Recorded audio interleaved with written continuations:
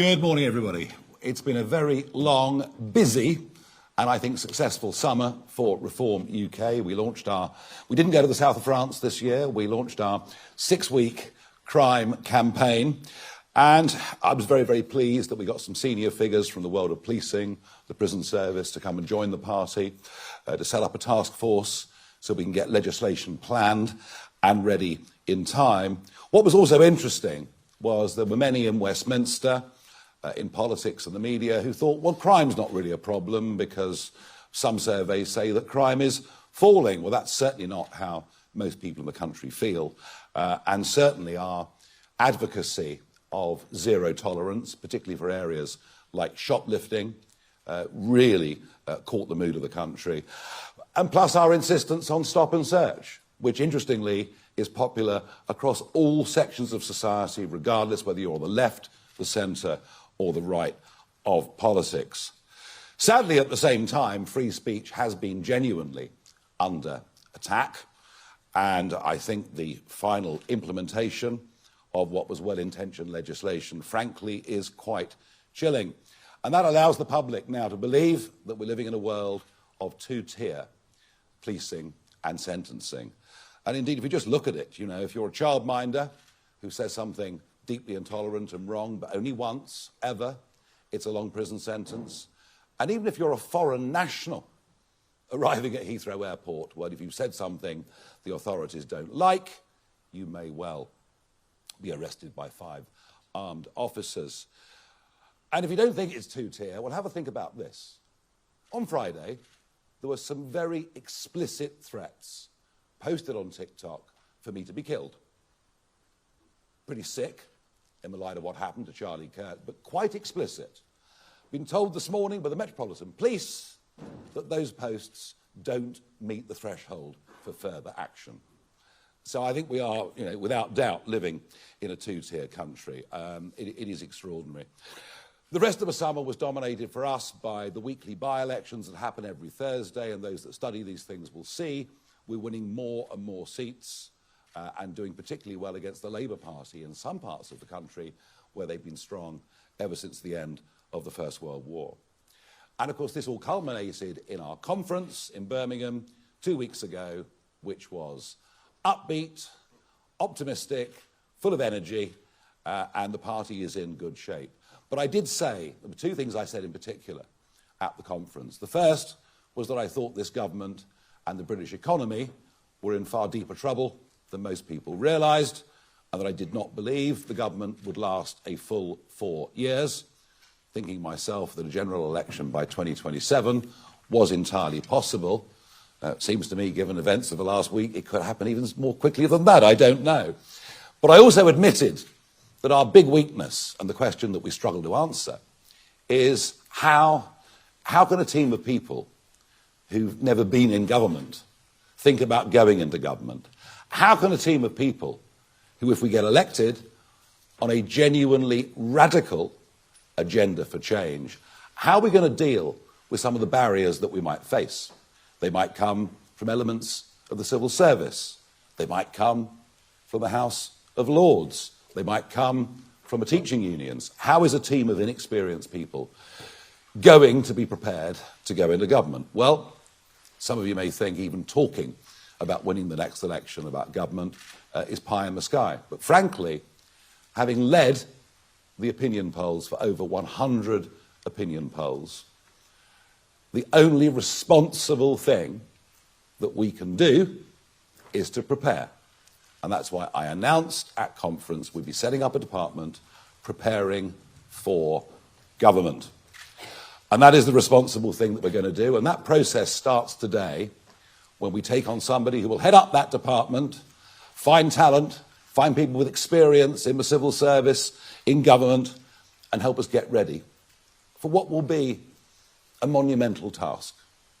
Radical change in a country like this is not easy, but it's necessary, because if it's not done, many of us believe this country will be well and truly sunk. So the man that has been given the job, this enormous responsibility, is a Member of Parliament for East Wiltshire. His name is Danny Kruger, and he joins me, I hope he does, on the stage now.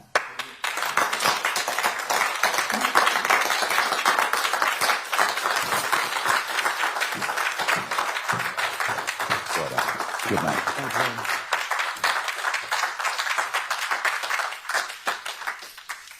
Using the internet without a VPN, a virtual private network, is a bit like taking to the road without car insurance. All it takes is one unlucky moment to cost you a lot of cash. This video's sponsor is Private Internet Access. They are the VPN to help keep you safe. Click the link in the description below to find out why over 30 million people have downloaded PIA to protect themselves online. A virtual private network is an app that hides your IP address and helps keep your data private. When you're browsing the internet at home, you give up a large amount of data to businesses, to shops, and indeed to social media giants too. Hackers have the ability to steal your personal data with ease, including sensitive information such as passwords, keystrokes, and even your personal photos. Private Internet Access helps protect your personal data by encrypting your internet connection to keep your data out of the hands of cyber criminals. And it's not just hackers either to be concerned about. Information can be censored too. When Canada passed their C18 bill, social media giants decided to ban news content on their platforms. But PIA can protect your ability to consume the news and content you love. Private Internet Access is available for Windows users, Mac OS, Android, Linux, iOS, and you can use one PIA subscription to protect an unlimited amount of devices. And we've got a huge GB News discount for you too. Click the link in this video's description and you'll get a massive 83% off PIA. That's under £2 a month, the price of a coffee, and you'll get an extra 4 months completely free on top. Also, there's a 30-day money-back guarantee too. Visit piavpn.com/GB News to start protecting yourself digitally today. Thank you very much indeed, Nigel. Good to see you all.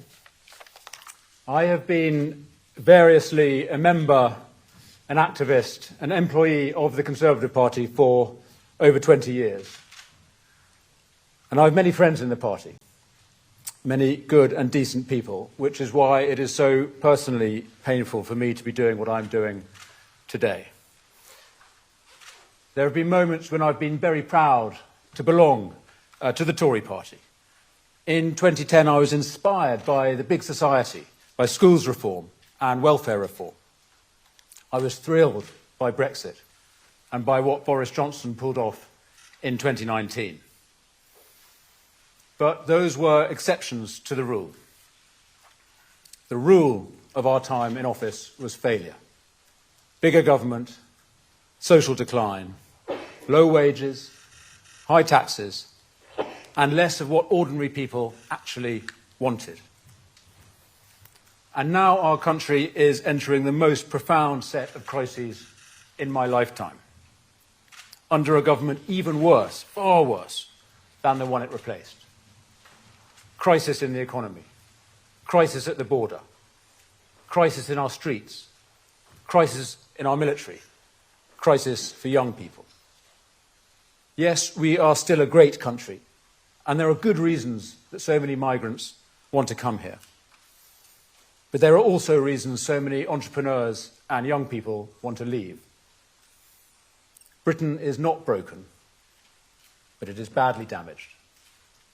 And so in this crisis, something's got to give. I hoped after our defeat last year that the Conservative Party would learn the obvious lesson, that the old ways don't work, that centrism is not enough, that real change is needed. But no. We've had a year of stasis and drift and the sham unity that comes from not doing anything bold or difficult or controversial. And the result is in the polls. And those lost voters aren't coming back. And every day more and more people are joining them in deserting the party that has failed. And so this is my tragic conclusion. The Conservative Party is over. Over as a national party. Over as the principal opposition to the left. But I'm not despondent, because conservatism is not over. It's never been needed more, and actually it's never been more vibrant. because the failure of the Conservative Party has created space for an alternative. The flame is passing from one torch to another. The old torch, once so great, is guttering, spluttering, held weakly in uncertain hands. But the new torch is already alight, already brighter than the one it is replacing, held aloft in firm and confident hands. And while the torch is different, the flame is the same. The things we Conservatives all believe in: respect for the law, respect for our traditions, personal liberty, national sovereignty, free markets, belief in family, community, country, the trinity of obligations that give us identity and security and purpose. And if we strengthen these things, and the economy which supports them, and the armed forces which defend them, we can weather the storms that are coming, and we can make our country even greater. So I am honoured to have been asked by Nigel to work with him, with Zia Youssef, with Richard Tice and our other colleagues to help reform prepare for government. This is a team with the vision, the energy and the ideas that we need. And so let me say a word about the work that we're going to do. It's going to be difficult because we are planning change on a scale that the system has not seen since the modern civil service was created in the 19th century. And this work is going to be hard, and it will be opposed by the system. And that's why we need to be radical, taking on the vested interests and the incumbents who always defend the status quo. But here's an important thing. Reform UK is a radical force, but not a revolutionary one. Our mission is not just to overthrow the current system. It is to restore the system that we need: limited government, accountable power, a strong society, a state that works in the interests of the people. Radical restoration. That is the reform the country needs. Now, we'll be making a lot of announcements in the months ahead about what we want to do in government and how we'll get there, because this is going to be an open process. The whole point is that no group of politicians has all the answers. And so what I want to say to people watching is this: if you are serious about saving our country, about changing our economy and our society and our government itself, if you have expertise or experience or ideas, and that's everyone, we want your help. If you work in Whitehall or the public sector or the military and you want to give us confidential advice, get in touch. I say this to everyone. If you've had enough of waiting for politicians to fix our problems, if you don't trust Westminster, well, join the club. Literally, join us. Join Reform UK and see what you can do for your country. So let me finish with this. We on the right of politics face a choice: to embrace the change that is happening or to go down to a deserved demise. To follow the flame of conservatism as it passes to a new torch, or to stand still and get darker and colder and more pointless. To be conservative is not to worship the ashes of defunct institutions. It is to preserve the fire that gives our country its life. The new custodian of that fire, the best hope we have, maybe our last hope, and I fervently hope the next Prime Minister, is Nigel Farage. I am proud to follow him, and I hope others will do the same, because Britain needs reform. Thank you. Well done, Danny. Yes.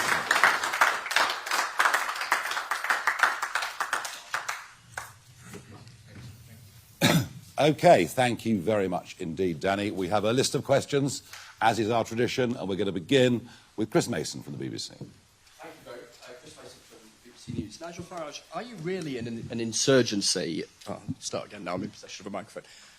Are you really an insurgency, or any port in a storm for grumpy Conservatives who think their old party is finished? And Danny Kruger, is the Conservative Party really over? What would you say to former colleagues who will say that you're a turncoat who's given up when the going gets tough? And I appreciate defecting is a big and difficult thing for any politician to do. And just one final question, Mr Farage, if I may. Where did the money come from for the house your partner bought in Clacton? Okay, two questions there. I'll deal with that after Danny and I have given the answers to this. We're not here as any port in a storm. For Conservatives who think they've got a better chance of winning their seat next time round, there are two things. There are two criteria. Number one is what do these individuals stand for, but more importantly, what are they going to give? What is the benefit to us of them joining? And they're the only ones I have any interest in. In this particular case, Danny Kruger is aligned with us, but whether it's on the Brexit vote, whether it's on the Windsor framework, whether it's on ECHR, politically we're very, very aligned indeed. And he's just taken on a mammoth piece of work, and he's better qualified to do it than any of the rest of us that are in the senior levels of leadership in this party at the moment. Thank you. Also, Chris, this is a big risk for me. And in fact, my seat is not particularly a Reform target, although Reform are doing well, even in East Wiltshire at the moment. So I don't accept that I'm simply jumping ship to save my skin. In fact, I'm taking a very significant personal risk here. The fact is that I feel nothing changes when the governments change at the moment, and I think that's where the country are too. And what I hoped after the last election is that my party, the Conservatives, would recognise how profound the challenge that they faced is. They haven't done so. And my view now is that the best hope for conservatism and for the country is Nigel's Reform Party. But yes, it is going to be a major challenge, and Nigel's asked me to do a very, very difficult job, so I don't think I'm scuttling off an easy life with this move. No, that's certainly true. Chris, in answer to your question, my partner is a private individual. She purchased a house in the constituency. I was pleased that she did. I didn't particularly want my name down, living in the constituency, for obvious security reasons. Lots of questions were asked, which is why I went last week to an independent KC, tax expert. I've got all the judgment. The KYC checks were done. The money was legal. The purchase was legitimate. The right level of stamp duty was paid. There have been no laws of any kind broken whatsoever. As for the source of the money, I've said previously what I've said, and I'm not going to say any more.